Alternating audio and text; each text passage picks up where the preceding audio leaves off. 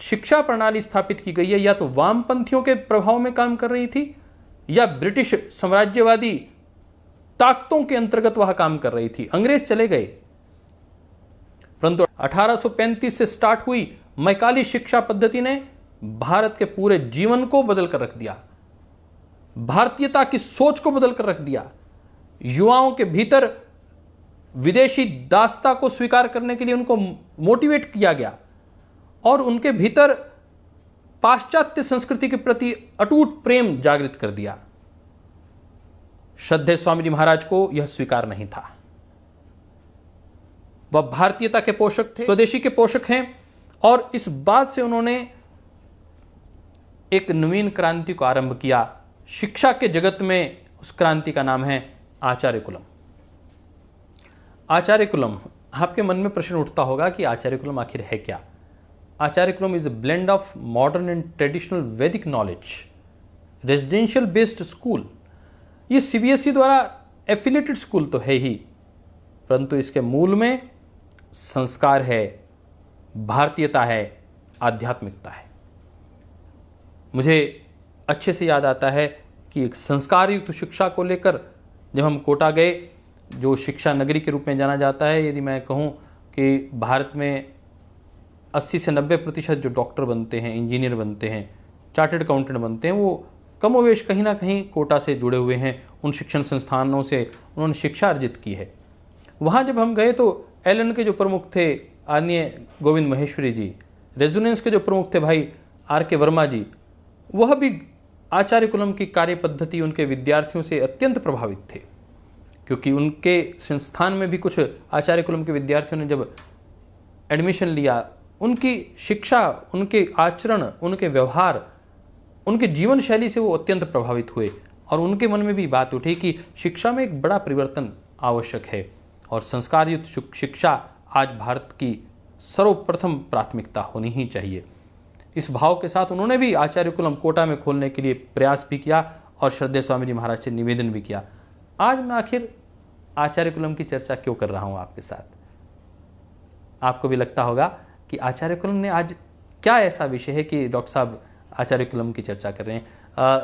दोस्तों, कल ही सीबीएसई के 12th का रिजल्ट आया है और ये आचार्य कुलम के इस 5-6 वर्ष की जो अभी तक का उनका पीरियड हुआ है, ओपनिंग से लेकर अब तक का 6 वर्ष पहले की बात है। जब मुझे याद आता है आचार्य कुलम 26 अप्रैल 2013 को माननीय नरेंद्र भाई मोदी जी, जो वर्तमान में भारत के माननीय प्रधानमंत्री जी हैं, तत्कालीन गुजरात के मुख्यमंत्री के नाते उन्होंने आचार्य कुलम का उद्घाटन किया था। 2013 से लेकर जब वो यात्रा आरंभ हुई तो पहला 10वीं का रिजल्ट आया 2017-18 में और मुझे याद है कि जब ये हैंडबिल छपा था 2017-18 में, इतने विद्यार्थियों ने साहब 100% तो रिजल्ट था, 99.2% आयुष शर्मा युवराज जी 97.8%, लगभग आप समझिए कि 90% वालों की ही 90 और 90% से ऊपर वालों की एक लंबी फहरिस्त थी। यदि मैं यूं कहूं, पहली बार किसी विद्यालय का 10th का रिजल्ट आया हो और वो भी 100% रिजल्ट आया हो और उसमें भी 90% से ऊपर बच्चों का 90% से अधिक मार्क्स आए हों, ये अपने आप में एक कीर्तिमान है साहब। वह यात्रा जो 2013 से, मात्र 2013 से आरंभ हुई, 6ठी कक्षा से आरंभ होकर 10वीं कक्षा का रिजल्ट आया 17 और 18 में, वह पहला 12th क्लास का रिजल्ट कल 13 जुलाई को हम देख रहे थे कि सीबीएसई का जब रिजल्ट आया तो चहुं और एक विषय था कि आचार्य कुलम के विद्यार्थियों का रिजल्ट कैसा रहा होगा। तो आचार्य कुलम के विद्यार्थियों का रिजल्ट भी बहुत अद्भुत रहा। मेरा आज इस विषय को लेने के पीछे उद्देश्य यही था। मैं पिछली बार भी आपसे चर्चा कर रहा था कि आखिर असफलता के मानक क्या हैं और सफलता के सूत्र क्या हैं। सफलता के सूत्रों में यदि बात की जाए तो श्रद्धेय स्वामी जी महाराज इसको बहुत सीधे सीधे से कहते हैं कि सफलता मायने अखंड प्रचंड पुरुषार्थ। विकल्प रहित संकल्प, अभी नहीं तो कभी नहीं। इन 3 वाक्यों में श्रद्धेय स्वामी जी महाराज के पूरे जीवन की सफलता को आप बांध सकते हैं। श्रद्धेय स्वामी जी महाराज श्रेय देते हैं कि मेरे जीवन की सफलता का मूल जो तत्व है वह योग है, और बाकी उसका आफ्टर इफेक्ट्स हैं जो आपको दिखाई देते हैं। मूल उसमें योग है, अर्थात योग माने एक योगिक जीवन शैली, एक आध्यात्मिक जीवन शैली, एक ईश्वर के प्रति नतमस्तक होते हुए अपने कर्मों को परमात्मा के चरणों में अर्पित करना, अपने गुरु के चरणों में अर्पित करना।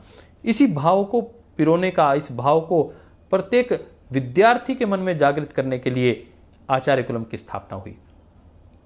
आखिर क्यों हुई आचार्य कुलम की स्थापना? क्या आवश्यकता थी? जब 1 लाख से अधिक विद्यालय काम कर रहे हैं, उन सबके बीच में एक ऐसे विद्यालय की क्या आवश्यकता थी? तो आपको मन में बहुत से प्रश्न उठते होंगे, और उठने भी स्वाभाविक हैं, क्योंकि यह एक रेजिडेंशियल स्कूल है। यहाँ CBSE के तो मानक माने ही जाते हैं, साथ में बच्चों को संस्कार युक्त शिक्षा दी जाती है।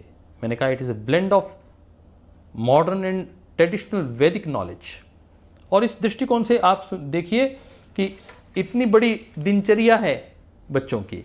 सुबह 4:45 पे उठना, 5:15 तक फ्रेशअप होना, 5:15 से लेके लगभग 45 मिनट तक योग अभ्यास करना, फिर नहाना, और उसके बाद संध्या हवन। ये प्रत्येक विद्यार्थी के जीवन की एक नियमित जीवन शैली है।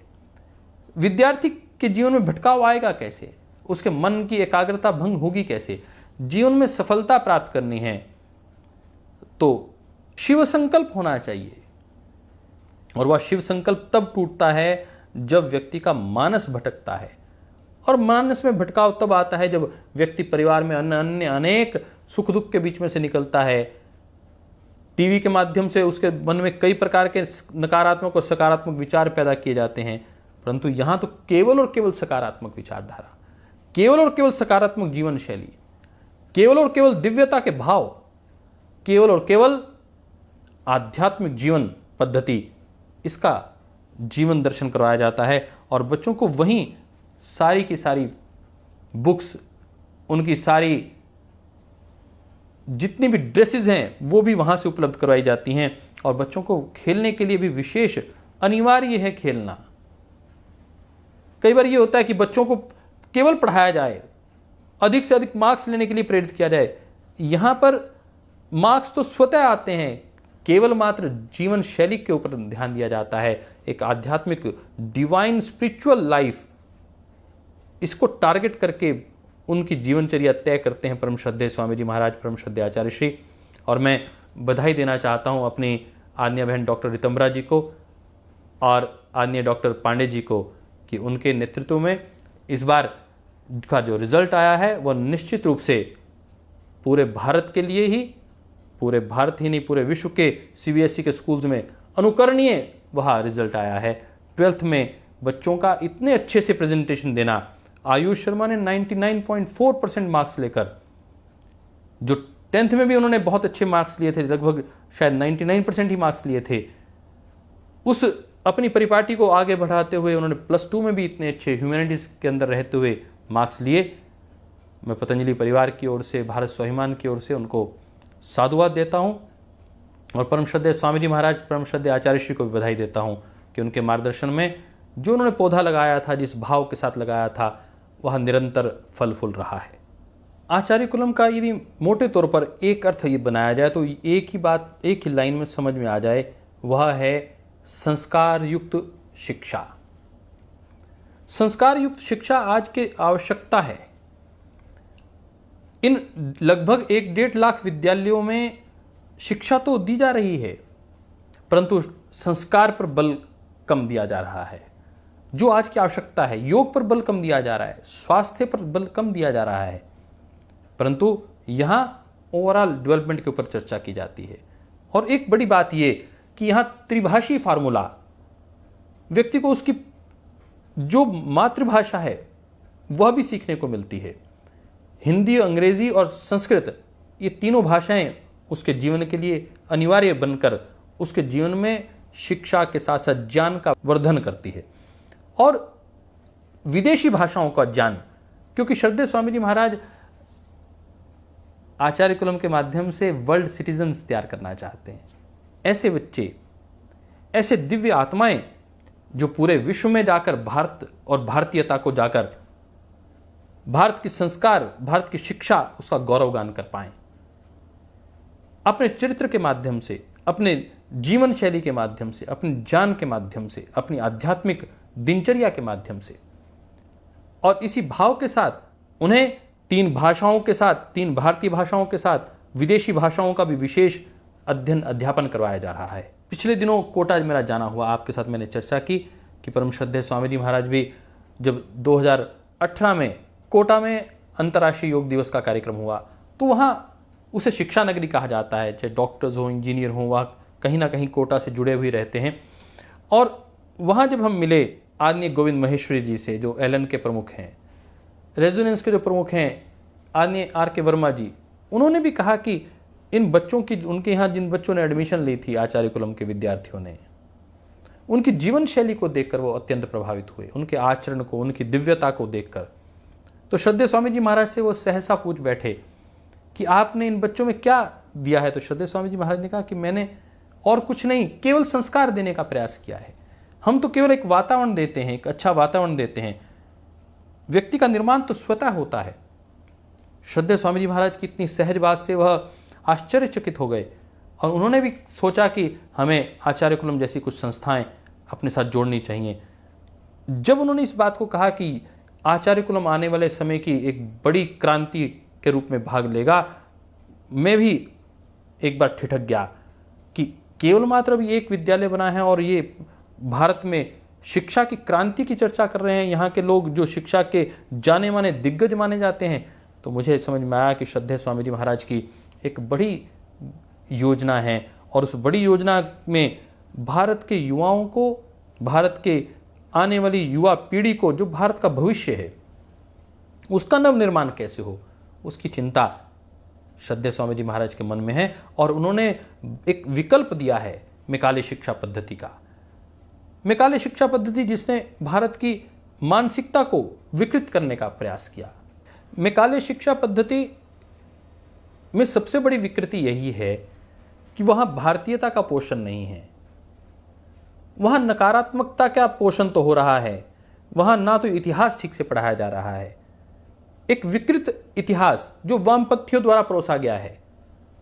हम वामपंथियों की आलोचना इस दृष्टिकोण से नहीं करना चाहते, परंतु हम उस मिलावट की चर्चा करना चाहते हैं, वह दूषित मानसिकता की चर्चा करना चाहते हैं जो भारत के गौरवगान की चर्चा नहीं करती। वहाँ अकबर को लेकर तो बहुत गुणगान किया जाएगा, परंतु महाराणा प्रताप के विषय में चर्चा नहीं होगी। वहाँ चर्चा होगी ब्रिटिश न्यायवाद की, परंतु वहाँ भगत सिंह के आंदोलन की चर्चा नहीं होगी। वहाँ भगत सिंह को उग्रवादी कहा जाएगा। ये एक भारतीय कैसे स्वीकार कर सकता है?